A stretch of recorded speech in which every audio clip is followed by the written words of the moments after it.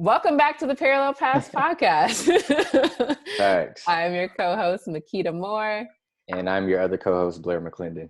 And Blair didn't know we were recording, but I definitely didn't, but that was good convo to start it out. So let's. Yes. So if you don't know already, this episode is about meditation.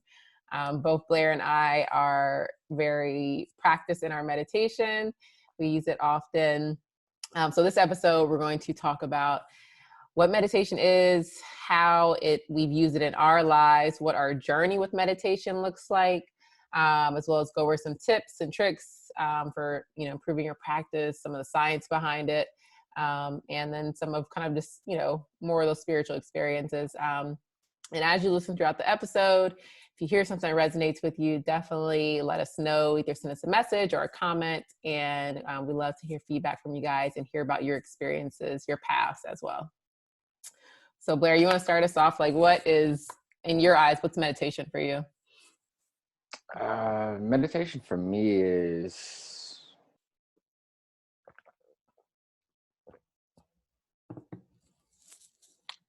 not to sound cliche, but like it's really getting back to just the one. Like for me, like it's just coming into being. Like nothing else matters, nothing else is going on.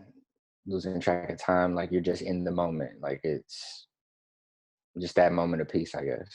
If you were describing that to a child, how would you describe it?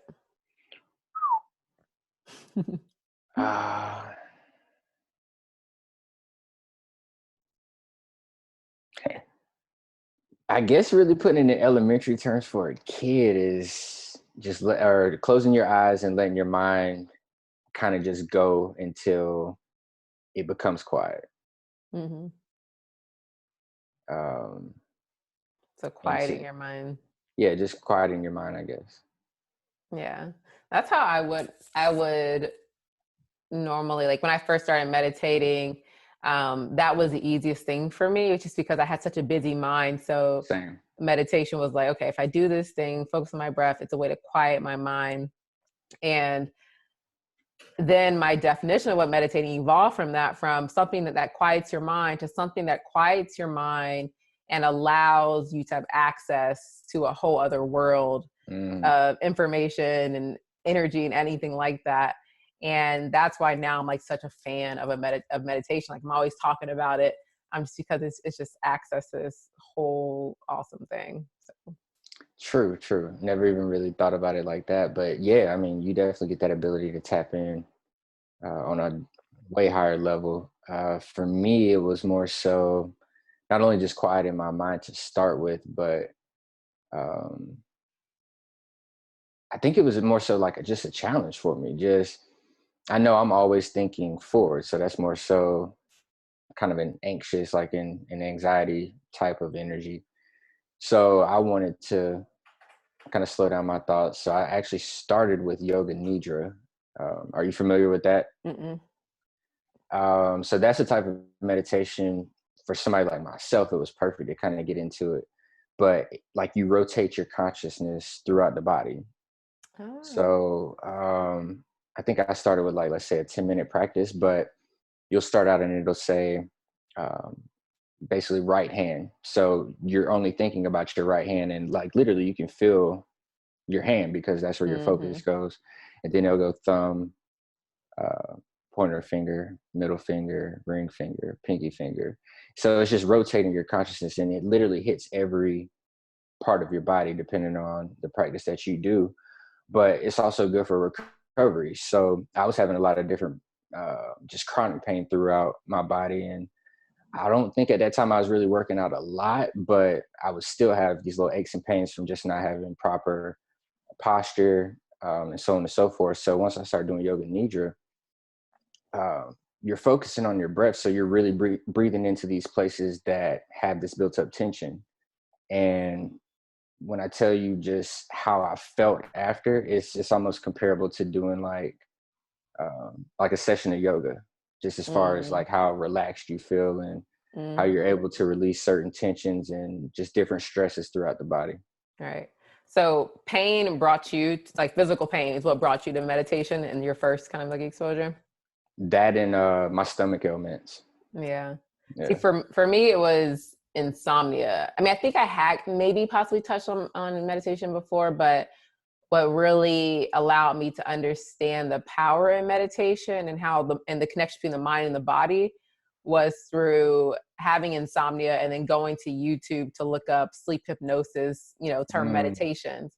yeah. And from the moment, like I was the type of person where I'd lay down and it'd take me 3 hours to fall asleep if I fell asleep. It's always a busy Wow. mind, just like, ugh. Wow. Yeah, it was bad. And through, I guess I can't remember if somebody told me about it, but I just looked it up. Sleep Hypnosis by Michael Seeley. And that's what popped up. And it was like the specific one for like depression and anxiety. And like this thing guided me down like so deep into my body. And the next morning I wake up, I'm just like, wow, Yeah. like I could feel my body, feel like things moving, and it was beautiful. Right. And I realized that worked for me with my insomnia. So I kept doing that. And now I no longer have that issue. And then from Hmm. there, I just found other ways to tap into meditation. And yeah, took off from So there. let me ask you this: with the insomnia, how is it? I guess with your sleep habits now, like, is it something where you just, since you've been doing it regularly, you just fall asleep right away, or is it something where that 2, 3 hours was reduced to 20, 30 minutes, or 5, 10 minutes, or how is it now? Well, I would say on the insomnia side, because through meditation, I've learned how to regulate my thoughts and my emotions. I no longer have anxiety. Okay, Which was one of the things that was keeping my mind so busy. got you. I'm also somebody who would probably be diagnosed with ADHD because my mind is constantly going, going, going. So through meditation, I learned how to one, quiet thoughts that were more anxious thoughts and quiet those thoughts that are more like creative, trying to build and all this kind of stuff. So that allowed me to, when I do lay down, I can just do a few breaths and my mind isn't so busy anyway, because that's not the state that it's in. Yeah, But then when doing the breaths, it puts me into this kind of state that it's now so familiar to me. It's easy for me to just fall asleep so quickly. got you. Yeah. That's one thing. Like, even though I have sometimes an overactive mind, and I'm just like an overthinker, I'll just be lost in my thoughts or whatever. But when it came to going to sleep, like, that's something I never suffered from. Like, even all of my friends, they'd be like, how can you say you're going to take a 13-minute nap and literally take a 13-minute nap? Talented, bro. So Hmm. when it came to sleep, like, I'm definitely grateful. Like, I didn't have to do anything for that particular reason, but It like used to for always just, piss me off when I would have like boyfriends or friends who could just fall asleep. Like, and I'd just be sitting there like awake at night. I'm like, what? How can you do that? Like, it would piss me yeah, off. yeah, I'm out of there. My head hit the pillow, I'm done. But I don't know, just I guess the forced breathing that meditation makes you do, it Hmm. helped me tremendously with digestion and just really feeling like how my food was affecting me. Like, Yeah. it heightened that awareness with the yoga nidra for sure. So let's talk. I think we should talk about that now or later, but the importance of the breath in meditation. Maybe we should say that for a little bit later. I feel Okay. like there's so much that goes into it, and it really is the cornerstone of any meditation practice or mindfulness practice. So we'll definitely talk about that. So Blair, so when you first started your meditation for your chronic pain you're experiencing and your GI symptoms, like what did that journey look like for you? Did you immediately have the benefits and were immediately able to kind of evoke that? Have you seen your the depth of your meditation evolve over time? What does it look like for you? And how long ago was that versus now? I started meditating, I think, at the beginning of 2017. So I started out 10, 15 minutes just doing the yoga nidras, and I was doing it maybe every other day. And when I first started, like, I was feeling so good that for me, I'm kind of a creature of habit. So, like, if something's making me feel good, I felt like I had suffered enough to where, like, all right, this is working, I'm about to keep doing it. Mm. So it went from every other day to uh, pretty much every day. But like, I was doing yoga at the same time. So the yoga aspect of yoga nidra kind of intrigued me to do a little bit of yoga. And so once I saw how the breath was tied into that, I was like, oh yeah, this just makes meditating even easier. So it was easier for me to get into a meditative state and to quiet my mind even quicker. So like I just kind of married the two, and then from Yoga Nidra, I evolved it to just trying different practices. So I do square breathing, and I don't want to get too far into it, but just learning different techniques to where either if it was a guided meditation or um, if it was one focused upon something I was trying to manifest, I would just kind of tailor it to whatever the situation was at the time. So you have like a general skill that now you just kind of apply it to whatever you kind of need in that moment. Yeah, I take everything kind of day by day. So if my body's tight, then I'm gonna do probably something a little bit more yoga nidra oriented, to where I can focus on healing the body. Or if it's something where I'm just feeling stressed or whatever, then I'm gonna just do like a meditation to just really empty out my thoughts, and really focus on that aspect of it. So it just depends on what I'm trying to achieve for real. Yeah, but you had, even from the beginning, you had a level of consistency that most people don't have when it comes to develop any type of healthy behavior, which is obviously a skill, a gift that you have, is that when you find something, it's good for you to, I mean, it's easy for you to build a habit and really lock into that thing. Other people like myself and the rest of the world, it's not so easy to build great habits and stay consistent with them. I didn't start meditating daily and multiple times a day until maybe either last year or the year before, when I had been exposed to meditation, maybe like 7+ years ago. Have taken, mindful therapist class and my clinical training, and have been exposed to all the research on meditation and the benefits of it. However, it still took me that long to finally develop my own consistent practice. And some of that came through the help of social media, me going live. I think a year ago, Aranisha and I started our 777 yoga and meditation challenge on Instagram. We're not doing it anymore, but that was having us go live for 7 days meditating each month. And now I'm leading my daily meditations, and both of those have helped me to remain consistent. And I know I would have needed those a lot more earlier in my journey, but right now I still do even more meditations than that, just because like once I did it enough, I began to really notice the benefits of it, to where it's just like, oh, I got to keep this thing going. Like, and it's like, I can tell when I haven't been meditating for a while, Yeah. Yeah. It's pros and cons to it when it comes to that, because I feel the same way even with yoga. Once you start doing it enough, you definitely notice when you don't do it. Like something I feel just like doesn't that's feel anything right. good though, because even like when you start eating good, if you try to go back to eating that crap, your body's just like, no, it like has a reaction like it wasn't even there before. So I think that anything good you do to your body, when you try to go back, your body's just like, nope. Yeah, it's like, nah, you've already achieved this higher level of thinking. You're not going back. So yeah, food for sure for me too. But what was I gonna ask? You and the meditating with your daily practices, is it something that you do like right when you wake up in the morning? Do you have a practice like that, or is it just more so your nightly practice with your group on your live?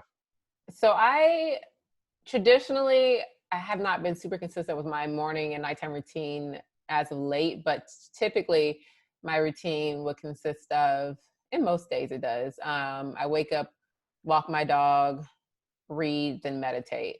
Okay. And that just kind of sets my day in the right tone. As soon as I wake up, I might, say some affirmations, or do some deep breaths, like a really brief meditation. Right. And also on my walk with the dog, I'm trying to be present and, really just clear my mind. So it's also kind of my meditation too. So it's interesting, but you did ask kind of like what our definition of meditating is, and I kind of just had this thought, but it's really for me every moment, like literally every moment is a meditation if you're consciously, in your thoughts. Like if you're aware of what you're thinking, like that's a meditative moment. So I think a lot of us meditate a lot more than we probably give ourselves credit for. You just don't really know it. And you could be meditating upon things that you might not want to manifest, because a lot of people spend time worrying about A, B, and C, and then A, B, and C manifest. So you take that and you apply it the opposite way, and you start really thinking about things that you would like to see occur. What could happen? hmm And that's honestly one of the biggest benefits that meditation has given me is my awareness of my thoughts. So when Facts. I'm thinking something negative, I can quickly correct it before that thing starts to manifest it, because I'm like more, they say like there's this term like being the observer of your internal experience. Like that's what I truly, I'm more often observer of myself. That way I can respond to things in a way that's best suited for me, that's going to be most appropriate to lead to the best outcome for myself. Um, Yeah. yeah, that's definitely something I love about meditation. And for someone who, has that busy mind, and it's so hard to keep my attention on things, like I'm constantly fighting to come back to the present moment, because Yeah. as soon as I get some type of stimulation, my mind's like, bloop, just like going. So meditation has like helped me to train my attention in that way. Not only my attention to my thoughts, my attention to like the present moment. And Right. it's like a constant battle, but it's getting easier. Yeah. I would agree. Um, Again, I think too, doing the yoga nidra and like just rotating consciousness throughout the body, but meditating as a whole, it helped me crack the code for my stomach issues, because I really started to pay attention to my breath a lot more. Like I was really in the moment more. So if I'm eating a pizza, like I know how it's gonna sit on my stomach after I just finished, because now I'm aware of like everything that's going on within my body. Whereas before I didn't really have that type of awareness. So I'm just eating whatever. hmm And yeah, I might have the itis and all these other signs that my body's giving me, but I'm not aware of it. Like I'm not really paying attention. But just a couple sessions of meditating, I was able to tell the difference. Like, okay, you've been telling me this whole time, like, bro, ease up on the dairy, ease up on this meat and stuff that you're Yeah. doing, like ease up on this fried food. So um I think it really just helped me start to get in tune with things that I needed to eliminate on all levels.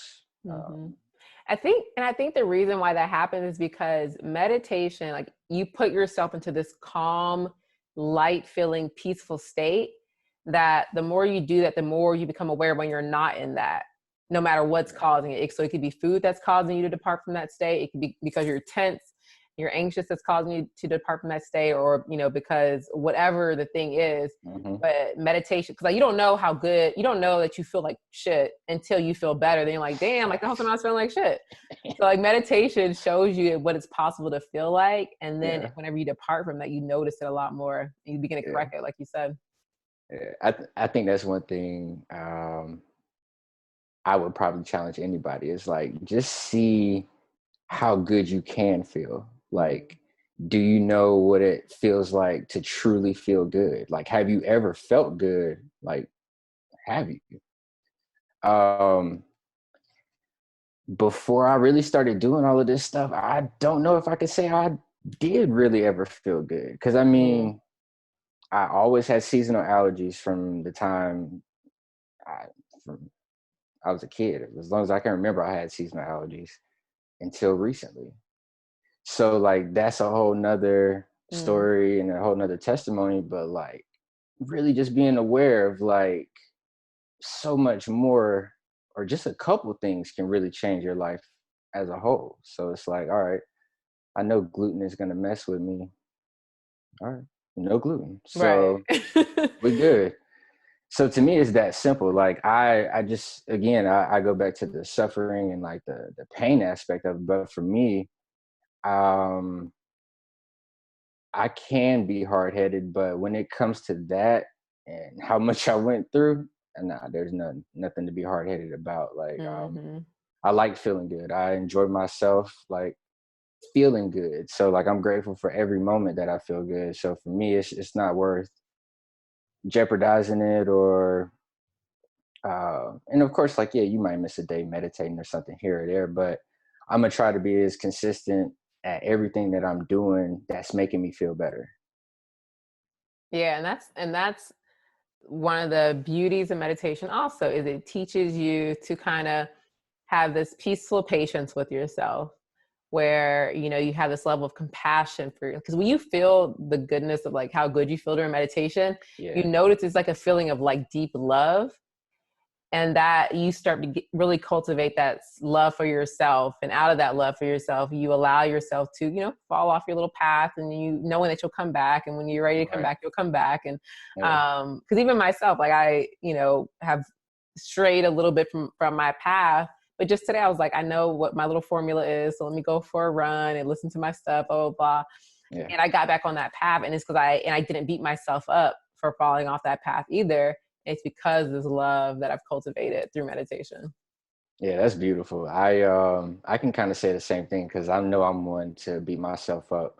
I've definitely been a perfectionist all my life. So We should call us meditating the perfectionistic past podcast. low key. But yeah, like it just helps me, like you said, not beat myself up. Like just take it a little bit easier. Like it's not that big of a deal. Like the only person really judging this and overthinking it is you. So Hmm. it just helps me get out of my head a lot. So I think, speaking for the melanated culture, things like yoga and meditation can sometimes be seen as feminine or white or too woo woo. As Yeah. a Black male, how did you work? Did any of those things, those stigmas, ever prevent you from starting meditation? Like when you were first exposed to it, and what allowed you to, persist forward as a Black male? Um, I guess to start out, no. Again, back to the suffering piece. Like I don't care how anybody's judging it. Like at that point in time, whatever I could do or whatever I could try to help my situation, I was gonna try. Doctors, they weren't giving me anything, so it was just like, all right, if it's on my shoulders, I gotta start with something. Um, and I had one of my homegirls uh tell me about yoga nidra, and so that's actually like how I got started. Period. She was just Mm-hmm. like, "Yo, look at what you're eating and try yoga nidra." To the biggest pieces of advice I could have gotten. So I still thank her. But as far as like the outside looking in, like on it being like I guess more feminine, I've always been super masculine. Like I probably needed to tap into some more feminine energy. Mm-hmm. So for me, it was more of a balancing act. I grew up playing sports and stuff like that.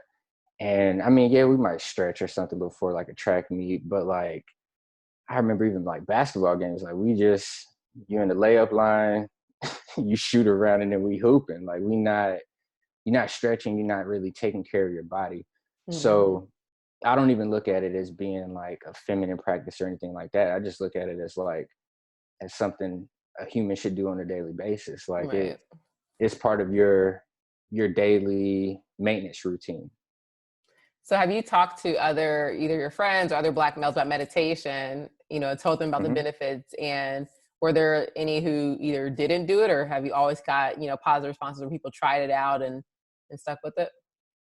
Well, like my immediate friends, I share what I'm doing, and they see how it's helped me. So I guess they kind of just use me as the example. And I know a few have tried it. I actually have one of my best friends before his wedding. He was just so anxious, like you could just tell. Uh, like I mean, wedding day jitters. So Right. I had him sit down and do a meditation. And after it was over, he was like, "Bro, I don't know what you just had me do, but that was incredible. I feel ready." That's awesome. So we knocked out the wedding. That part was good. And then even to this day, like he'll tell me like he's still meditating. So I mean, I think for anybody, like don't knock it until you try it. Hmm. How would you how would you say meditation has influenced your ability to be aware of your emotions and regulate your emotions? Again, back to the breathing and putting yourself in the moment. Do you think you I experience the spectrum of emotions? I do. Mhm. I do. Just even finding out more about myself, like you can be an emotional male without being feminine. So Yeah. I've been one to always process emotions eternally. So it's not like I'm gonna always like just outlash and be dramatic. Like that's not in my character. So I might take a L. I might take a little lick on the chin. I'm just eat that. Like it's internal. So whether that's anger, sadness, or whatever, I could be steaming, play it cool, or I could be super sad, play it cool. But that starts to eat away at you internally. So meditating allowed me to start breathing through that. So like if I was getting triggered by something, or even now, I mean, I'm not definitely not perfect by any spectrum, but like I can automatically tell like you're triggered, you're getting mad, or that's not sitting well, or I'll feel pain or certain triggers within my body more now just from being that aware. So it definitely helps.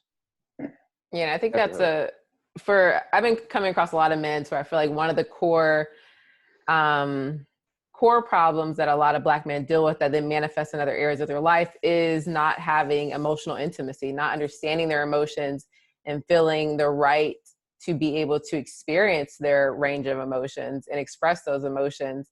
And I think that meditation, it can be one of those pathways to allowing men to do that. And to understand the value in expressing and feeling those emotions, and understanding that the whole belief that it's just feminine was probably put on you for the good reason so that you would be stuck and dysfunctional. And I mean, I think about it just from like a global spectrum, but imagine male and female, or whatever you identify with, anybody, any being meditating. Imagine how powerful that is. Like you're literally getting out of your own way. So of course they don't want you to know that. Right. And then as a male and as a Black male on top of that, of course they don't want you to know that, because you about to really be God out here. So Yes. They don't want that. um nah, it's such a powerful thing, but you have to allow yourself to get it to that level. Mm-hmm. Through And consistent again, I practice. guess, yeah, and again, that's a big key in meditating too, is just to allow. So I know a lot of people are like, oh, I can't meditate. My mind is just racing 1,000 miles an hour. That's what it's supposed to do. Like let it run its course, and then um, you'll start to get that peace and quiet. But acknowledge, allow, release. And the thing to remember is that it's a skill. So don't expect you to do it the first time and you be amazing. Some people might, but it's a skill just like any other skill you develop. You had to keep coming back and practicing that skill over and over again in order for you to be able to see it grow and develop into a way where you can reap the benefits off of that skill. Yeah. um yeah, so definitely stick with, what are some things that have helped you? I know you're just in general a consistent person, but what are some things that have helped you to um, remain consistent and improve upon your practice? Like, do you use crystals or incense? Like, what are your tools in your toolbox for meditating? I definitely like incense. I'm a big smells person, Do you so have a favorite incense incense? are right now. I've been using a lot of frankincense and Mm. myrrh. Myrrh just smells like luxury to me. Like I feel like I'm listening to the classiest of Rick Ross, Yes. and got some myrrh burning. But those are probably my favorite too right now. I've definitely used crystals before. I haven't really been meditating with too many crystals as of late. I've actually been playing with some different copper tools that I have. Um, I'm gonna Y'all, save that for a y'all different. Blair got these copper tools. Yeah, I'm gonna save that for another episode. I don't want to go into too deep on that this particular episode, but um, yeah. So crystals, incense. What else? Oh, I'm big on like music and stuff. So Again, depending on, I don't want to say the issue, but whatever I'm trying to achieve that day, I might meditate with binaural beats. That's huge for me. Yeah, definitely with headphones on. Yeah, different frequencies. I might meditate with subliminals.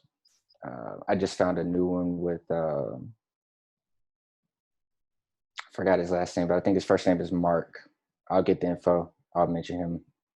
Wahlberg. But yeah, his meditations and stuff are amazing. And he just released one that's like 3 levels of subconscious communication. So like you might be hearing an affirmation or a command. Really, it's more so like a command prompt, and then you hear something else in the background, like he's talking over it. So your brain and your subconscious have no choice but to pick it up, like because you're being distracted, but you're being distracted by things that you want to be distracted by. So your mind's all over the place, your body's taking it in. So doing even little things like that while doing yoga is super meditative for me. So if you're somebody who likes to be more active, I definitely suggest yoga, because I mean, yoga is a form of physical meditation. And if you truly lock in and you're really in your body, your mind won't be going all over the place. Like you'll really be focused on your breath because you have to, based on the movements that you're doing. Yeah, and that's where the mind, quieting your mind comes in. It's because you focus your attention so much on the breath most often, and sometimes it can be somebody's voice, that it allows your mind to stop thinking, and you're just allowing the breath or that voice to guide you with no resistance. Right. And that's how you allow yourself to go on that journey and really experience the benefits. So, it could be you're listening to affirmations or recording. Any of that stuff can kind of get you to that level where you're just open and receptive. So let me ask you this: what technique do you use to, I guess, get into your meditative state the quickest? Is it a certain breathing technique, or how do you get yourself grounded? At this point, I could literally I'll just sit and I'll just breathe, and like hearing that breath, it just sends me into that deep state, and I could go deeper. So when I see this hypnotherapist, which was a really awesome experience. And I need to hear about that. Yeah, we'll definitely talk about him some more. And we'll talk about hypnosis in later episodes. But hypnosis is similar to meditation in that you're quieting your mind, you're following somebody's voice as they guide you down to this deep state. I've done it twice. Into your subconscious mind. And when I was doing that, I realized it kind of put me in this state. So I bought a book about a self-hypnosis book. Okay. So basically, through reading the book, you can guide yourself into that state. So I sometimes will use things from self-hypnosis to take myself into a deeper state of meditation. One of the images is like you're at the top of a garden and you see these stairs going down. Yeah. With each step, you fall deeper and deeper into yourself. Yeah. Yeah, they're dope. Okay. Yeah, but I have I set my scene too when I meditate. Like I have my candles lit, I burn my sage. Sometimes I have some music playing in the background. I have my crystals, and sometimes I'll put like a little notepad next to me. That way, I come out with some ideas, I can just write them down real quickly. If I come out, I can write it and then go back into it. And just setting that scene makes it easier for me to go in meditation too, just because like I know my body knows that area, it knows the lighting the candles, that begins to relax me already, just kind of get me prepared. Yeah, your body picks up on those little cues, those habits and stuff. Yeah, so that's another tip for meditating, building your meditation practice. Try to go back to the same scene or environment, like the same candles, like the same incense, do it in the same quiet space. That you can keep returning to, because your body picks up on that. So you hit on something I want to ask. How do you separate the wandering thoughts from those divine thoughts? Like when you get up and you're ready to write. The wandering thoughts from the divine thoughts? They feel different to me. Like a wondering thought would be like almost like a worry or a preoccupation with something. So it's not gonna feel good to me having a thought like that versus any thought I have while I'm feeling good is always from source. It's always that inspiration. So For it's sure. Like, and meditation taught me how to feel the difference, feeling, what feels good to me, what doesn't. true. So more so like, I guess when you're in your practice, is it just a random, like, let's say it's an inspired thought. It's a random thought that just pops in your head during that quiet period. Mm-hmm. I guess that's kind of okay.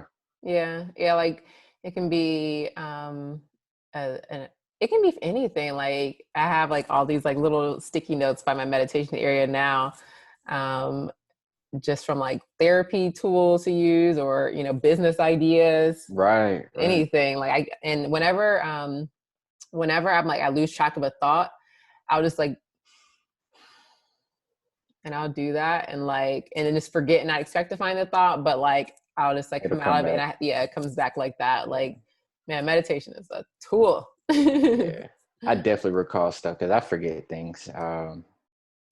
Happy 420, but might have short-term memory every now and then. So I might just close my eyes and be like, man, what was I thinking? And then it'll come back. Or like I might verbally say it, like, oh, I'll think of it. And then it'll come So back. So explain to the people what your belief is on what meditation allows you to tap into. Because we've both been talking about ideas and memories, things like that. What do you feel like meditation is allowing us to do or go? oh, you're tapping, or for me at least, I definitely feel like I'm tapping into my higher self. Like it's just giving me uh divine guidance in a sense. Like it's been so many decisions and different things that I've done, really even dating back to high school, where like I've seen certain things, acted upon what I needed to, and it's come to fruition. So Mm-hmm. take with that what you may, but now it's from more of just a conscious perspective of it. So uh, to me, it gets, I guess, clear messages. Like it's not as I'm not searching. I'm not wondering as much. Like if I can really go within, I start to get a little bit more answers. And then I have to constantly remind myself, like, stop looking externally for answers. Like everything is literally within. And if I can quiet my mind or really kind of surrender, everything always starts to shift every time. But Mm-hmm. it's just staying in that mind state, like, yo, I'm tripping right now. I really probably just need to meditate Mm-hmm. and bring it back to a quiet space.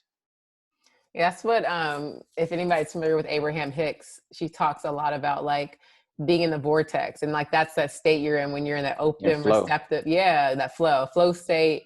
It's like where things become effortless Yeah. and things that you want come, you feel good. And that's what meditation, like it trains you to do. It trains you to quiet that chattery, conditioned mind. And by conditioned, I mean the one that was like taught all these stupid limiting rules of life that you're not good enough, that you have to work hard for things. Facts. Meditation allows you to turn off that mind to where, yeah, it's like a surrender. Like you allow so many things into your life when you let go of, like the song, Jesus Take the Wheel. Like, you let go of the wheel because that's so resistant. Like you don't know what you're doing. You Yo, I let never even go of thought about it that. like that. Yeah. Yeah, you just get pushed into everything that you desire because life is trying to carry you and guide you there. It's dropping clues all the time. So when you are in that meditative state, you are closer to where that guidance, that information is. So, a lot of people who are high achievers and, they have some type of meditation practice. Like because I mean, things, if your mind is constantly going about worry and everything else, then you have no room, no space for anything good to come through. Yeah. And I mean, I kind of go back to what you said earlier too. It's not something that's going to happen overnight. It's literally like doing brain exercise and or mental exercise. Like it's just like you're going to the gym, but for your mind. But it Mm-hmm. accomplishes so much more if you can really tap in and if you do it correctly. And like So And speaking on exercise, like there's studies to show like how meditation physically changes the structure of your brain. It improves blood flow to your brain. It like increases the size of your, I think it's like your frontal lobe maybe, and like decreases like your fear centers of your brain. It decreases the size of those. So there's actually these structural changes that are happening, and it's like a medicine. Like it's like your daily, prescription for better brain health is meditation. Imagine right now going through this corona stuff if everybody was meditating. Nobody tripping. Nobody at all. It would already be resolved. Everybody be their healthiest self. Like, Yeah, and I know people look at me crazy like, bro, how are you not freaking out? Like, part of it's because of meditation. Like, I fear what? Like, it's, I don't know. I feel like when it's my time, it's my time. But like, I really am a lot more at peace with just everything that's going on. I think we hit on it earlier too, with that global meditation that I did last night. That was powerful. So tapping into different things like that, it just gives me at least more peace and security. Like I'm not tripping day to day. I'm not worried about what's on the news, which I also think everybody should cut out. Unnecessary distraction, fear factor, like, and we can keep going on about that. But I mean, it's really bringing yourself in alignment with peace. And like, I know that's one thing that I say it, I preach it, I greet people with it, I end conversations with it, peace. Like, that's all I want. Like, relationships, peace. Like, I'm just trying to experience peace and bliss while I'm here. And I feel like if everybody really did start to get a piece of that, or like at least experience that for themselves, nobody tripping. right.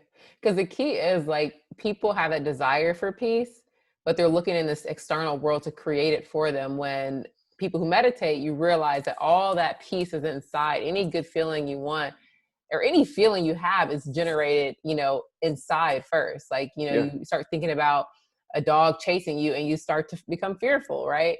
So the same way, if we want to experience peace in our outer world, you get that because you realize it's never gone. You never have to go fight for it or look for it because it's always within. And that's Right. why, like, I live life without any worry, any fear. I don't suffer. That's the biggest thing, to like not suffer. So many of us suffer, but to be able to relieve yourself of suffering, and there's more to it that helps you relieve yourself of suffering than just meditation, but the Right. understanding that you can gain from meditation definitely helps to aid that. Yeah, I think it just clears that vision, like, oh, I am suffering and I can get out of this. Like, Mm-hmm. it just, to me, it helps get me out of a lot of stuck situations. um I'm trying to think, like, just even like what you said with flipping moods, like, even if you're sad, like, I want to mention her name and I cannot remember. She passed away a few years ago. Prominent figure in the conscious community, in the meditative space.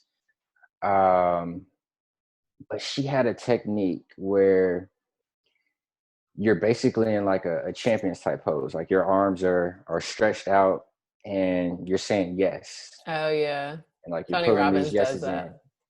in, and you do that for like, what is it, 45 seconds, 45, 60 seconds, something like that. But try it. And like your mood, your whole energy is just uplifted. So little things like that, you start to see, like, just even on a micro scale, how powerful it is. And then if you take something like that and you apply it to the longer practices, um, I mean, it's no telling what you unlock. Mm-hmm. So we've talked about some of our benefits of meditation, whether it's like mental clarity, making us feel less anxious, more present, physically healing from it. Have you had any benefits of meditation that you weren't expecting, that that might have been something you didn't expect?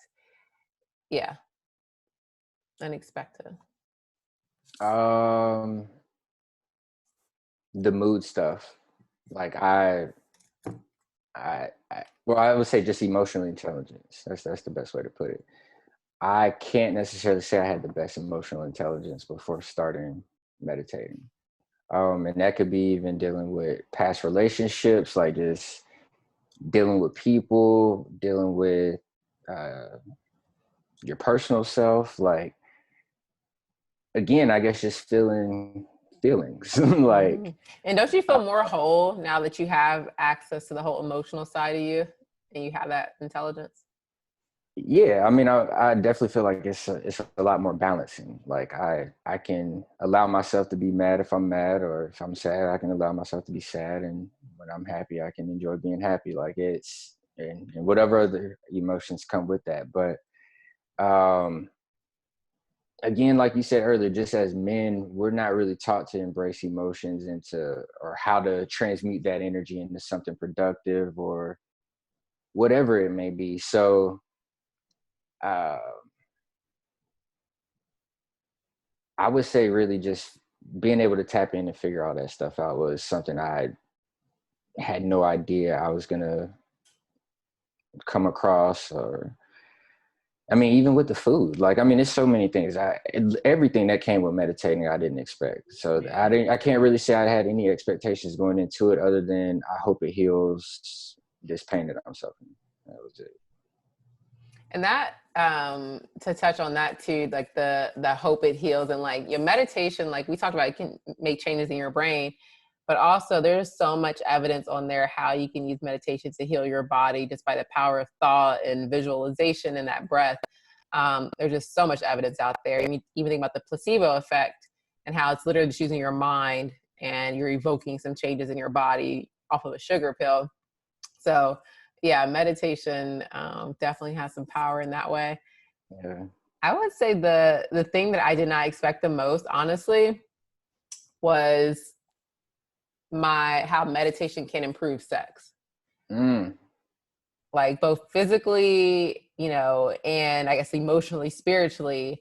And I don't know if this is just me, but like it wasn't until I started meditating and becoming more mindful of my thoughts that I realized how much I was thinking during sex. Is that just me? Or did you not Nah, think during sex? nah. You definitely overthink. It definitely helps. Like I mean, the benefits are endless. Breathing when it comes to sex, Yeah. on the male side, is helpful. But I mean, just even different practices I've learned about that. Again, you have to have a certain type of partner to experiment with some of this stuff. But like, just even certain tantric practices, like, there's so much stuff I'm trying to do out here. Like when it comes Yeah, to the meditating and stuff, but you gotta have the right person to do that stuff with too. Mm-hmm. So, um, I think breathing. I mean, we keep going back to it, but breathing is the key. It's why you're living right now, because of breath. So if you're conscious of it, especially from a sexual perspective, of course, it's going to be enhanced. Mm-hmm. And even like through the breath, you're able to circulate more blood and nutrients out your body. And we know blood is important. It's very important. Blood You need flow is that very blood flow, important. fellas. You Very need that important to blood flow. sex. That's facts. But I know one of the things that I using meditation and like learning how to tap into different emotions and visualizations, I've gained more power or more awareness of using sex as a powerful practice through tapping into certain feelings, like literally feeling like imagining myself being this big ball of light, or recognizing the flow of love that I'm pouring out to this person I'm with, and I can see them respond to it. Like, yeah, it's like there's so, like when they say like the term like pussy power, like there is truth. Like love, like sex is a healing For practice, sure. can be, and it takes like having that mental awareness of where you are emotionally, how you're feeling, how you're flowing. It takes, there's a mental aspect to it, mental, spiritual, turning off that worried mind or any insecurities you might have, but allowing yourself to be present and connected during that sex. It like makes a world of a difference. I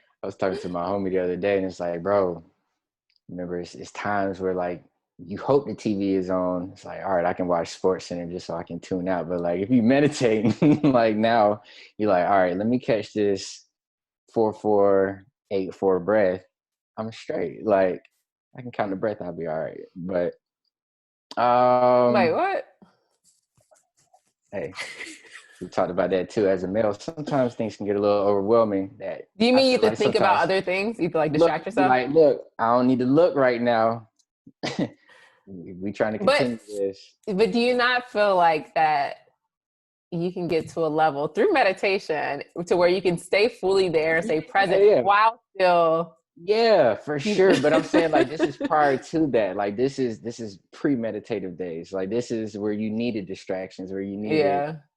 to be like, all right, I need to focus on something else right now, or this is about to And get off. that's such a beautiful thing because if you can feel like you can be fully present with your partner Yeah. without feeling like you have no control over yourself, that Right. allows you to relax and just be present and really enjoy it for what it is. Yeah, I agree. Meditation and sex. What else in meditation? I guess for a beginner, what would you recommend as a good amount of time? I know that's a common question. So, and this is coming from a woman one of the thought leaders who I follow a lot. She suggests 10 to 15 minutes every single day. Okay. And like I said, for me, that started off at bedtime. That might be an easy one for you to do. Set an alarm on your phone to hit your meditation and do that. So I would say 10 to 15 minutes every day. If you miss a day in between, it's okay, but just shoot for that. I don't think that's too high of a goal.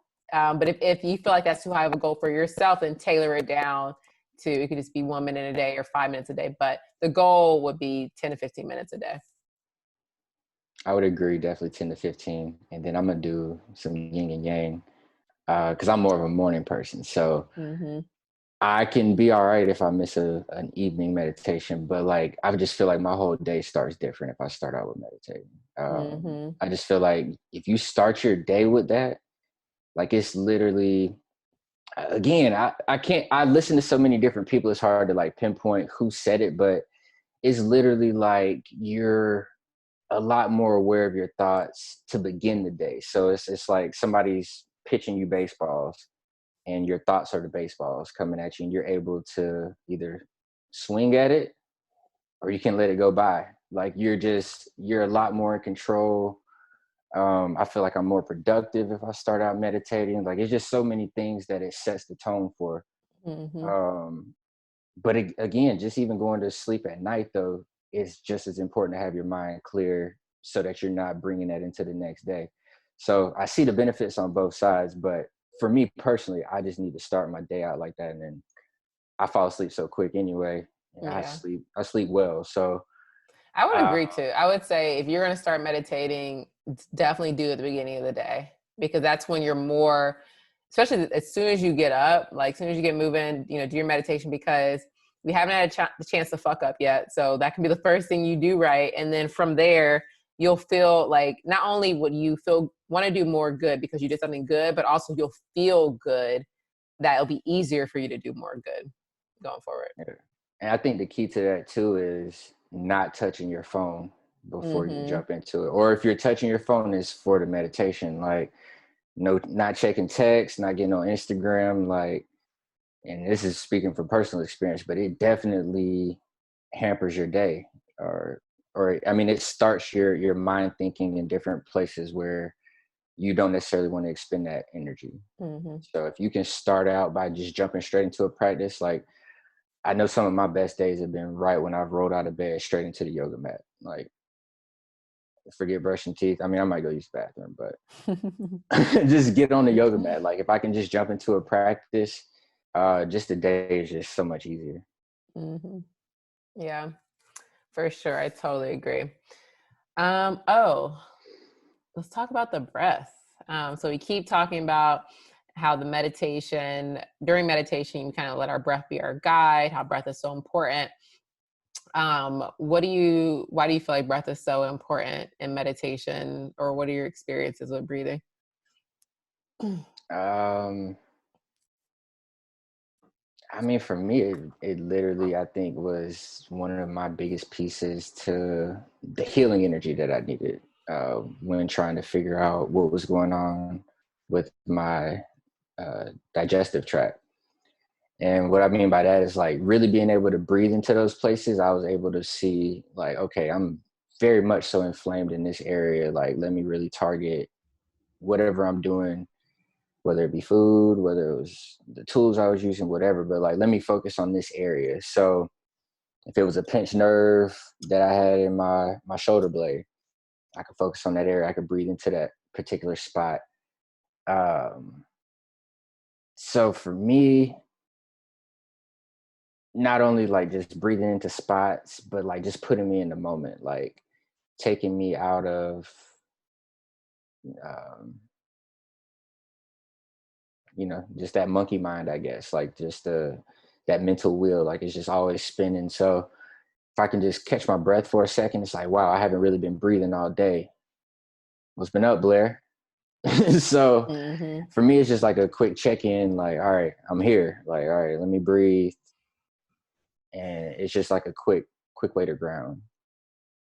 Yeah, for sure. That was like one of the things that I noticed the most with meditation was that I wasn't breathing that much. Like the more I became aware of my breath through meditation and yoga as well, I realized how much of my time I was spending not breathing because Yeah, I was, just holding your breath all day. It's crazy. yeah, just like, what am I doing? Crazy. Or like noticing that when I was holding my breath, it's because I was in my head and Yeah. being able to kind of then bring myself back to the present moment by just taking a breath and it's kind of like feeling I just got to restart.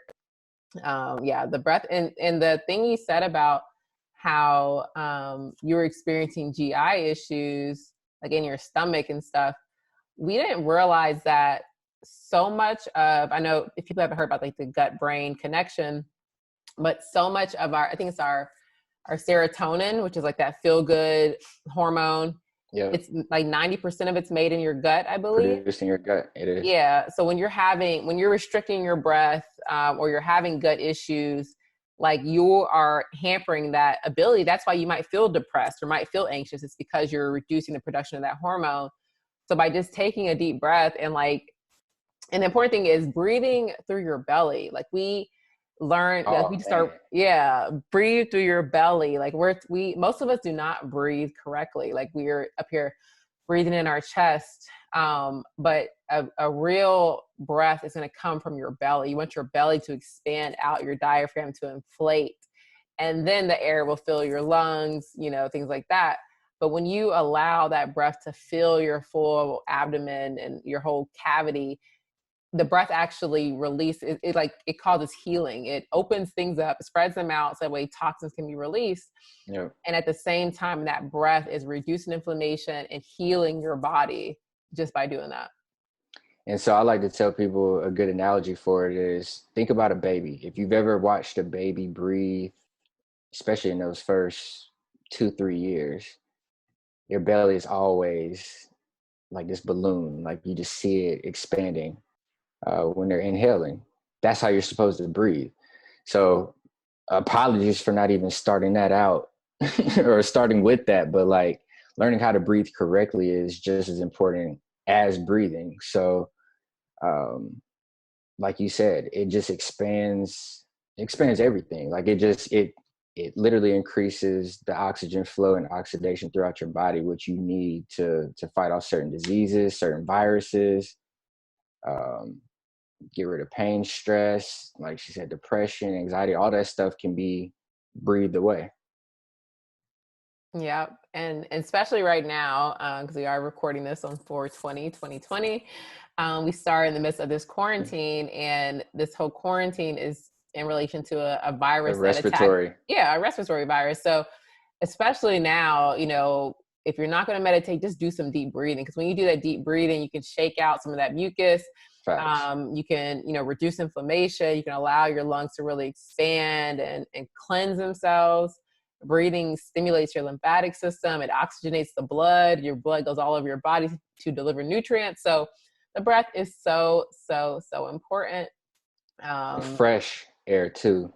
Mm-hmm. Get out of the house, go get some fresh air. So you'll definitely tell the difference. I know for me, living in the South all of my life, hot, humid, when I moved out to the West Coast, it's like, okay, this is real air. Mm. Like just the crispness, like just how fresh it was. Like, I mean, you wake up in the mornings and go for a walk and you're like, wow, this is actual oxygen. Like I'm actually Mm. breathing. So I know one thing that came back in a test that I did was like air quality was part of my issue for some of the things that I was experiencing. So actually experiencing fresh air and getting outside as much as possible, that is huge when it comes to healing and just helping Mm-hmm. your mood and everything. Yeah, on the clean air thing, put some plants in your house. Plants they Plants are naturally purify the air. So if you can't go outside or you got allergies, whatever, just put some plants around your house. And there's specific ones out there that are probably better than others, but for plants sure. in general, real plants. For sure. Oh, quick little plug. If you're looking to start a meditation practice or become more consistent with your meditation practice, I go live on my Instagram at Makeda Smiles. It's it's over there. So I go live Monday through Friday at 7:20 Eastern Standard Time with a guided meditation. So if you're wanting to get deeper in your practice, definitely come check me out there. And also, don't forget to like, share, and subscribe this video. That way you can stay up to date on all the new episodes that we drop, as well as share with people who you love so we can all grow together. Big facts. Tune in next week. Peace and love. Peace.